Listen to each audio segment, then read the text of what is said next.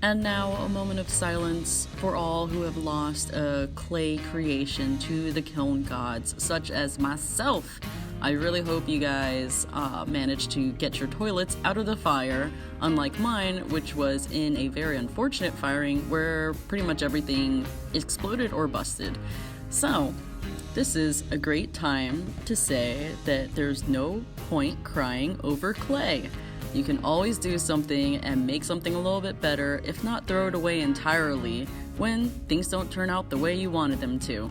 The way that I turned this big ol' lemon into lemonade is that I re-adhered all the broken pieces back together again, which was really just the back panel, with some E6000. It's a really great adhesive that we use very often here in the studio whenever ceramics start to fall apart or whenever something unfortunate such as a big break happens. And once I was done putting everything back with the glue, I decided to just leave some of these cracks very visible, such as the one in the bottom of the pot. And you know what? This thing, instead of being a toilet brush holder, is now going to be an orchid pot or some other plant pot that also needs a little bit of structural stability with this claw hanging on the lid. The sugar that I decided to add to my lemonade was glass mosaic. I cut a bunch of tiny little pieces of glass into squares, methodically and like a madman, and then I applied them onto my piece with some very strong weld bond glue. I glued them all a little bit under or up to 1/8 of an inch onto my piece, and that space between the towels is pretty important for when you get your grout.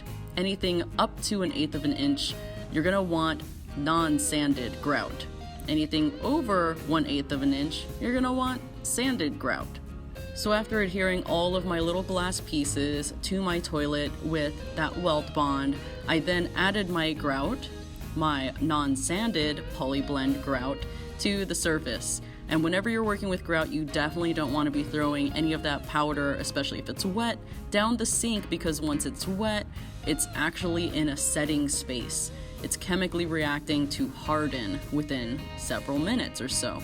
Actually, a little bit longer than that, the longer it stays wet. But regardless, you don't put this down the sink. So whenever you're grouting, you want to have a sponge on hand and a small container of water to wipe away the debris after you've applied one layer onto your piece. And you might have to do this a few times applying it, wiping it away 24 hours later. But it's ultimately for a good cause, because at the end, look how great this looks. You can't even tell that it went through like 7 layers of Dante's Inferno. So this has been part 3, the ultimate finale, the third of the trilogy in how to make your Uncommon Commode. I hope that your piece turns out how you want it to, and if it doesn't, I hope that you're still able to find some joy, some humor, and some additional ways to add media to still enjoy your piece and have fun with the process. So we'll see you back in the studio.